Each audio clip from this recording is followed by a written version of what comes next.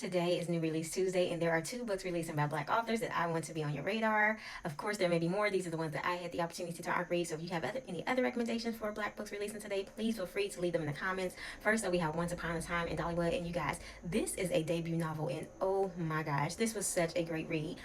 This follows Evie, who is a playwright, a rising playwright, and but she's had a very difficult time emotionally and mentally. And in order to escape her life, desperate for a fresh start, she up and leaves the life that she know it, meaning she's leaving her fiance that she was with for 5 years and her judgmental Catholic parents. She leaves New York and escapes to Gatlinburg, Tennessee, to her late grandmother's cabin.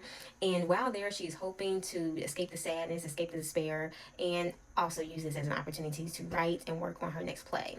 She ends up meeting a attractive single dad next door named Jamie.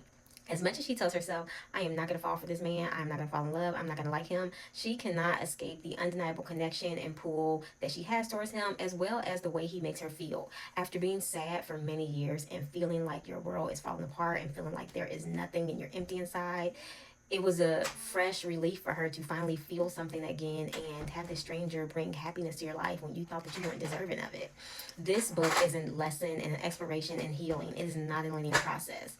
Now, even our main male character, Jamie, he also has some healing. He is fresh off a custody battle with his ex, and he's trying to move on from regrets and past hurts. I absolutely love the budding romance between these two and being able to watch them fall in love, being able to watch those walls crumble down. Evie was admittedly not a very likable character, but when you read the book, you will see that there are absolutely reasons why she was so guarded and for the way that she was. I highly recommend you give this a read. This is perfect for fans of single dad romances, small town romances. Most of the story was set in Gatlinburg.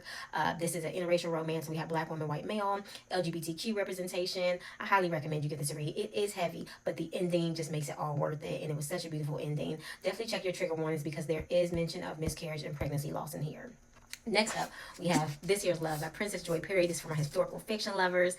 I have not had the opportunity to read this yet because I just received it, but I will, and of course, come on here and give you guys a full review. But from my understanding, this is a multi-POV, intergenerational saga. We have three main characters. One is a young enslaved girl. She is the youngest child of her mother and the only one her mother was able to keep. She is sent to the master's house. And then we have a son of a freed man who was promised a life of liberty, and then we have a boy sold into indentured servitude, and he's traveling to America.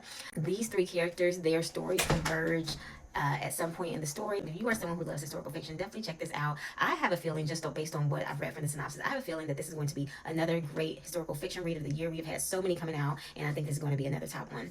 So again, if you have any other recommendations, please feel free to comment below. Let's make sure our Black authors get the visibility that they deserve and that we show up for them at the bookstores. Bye.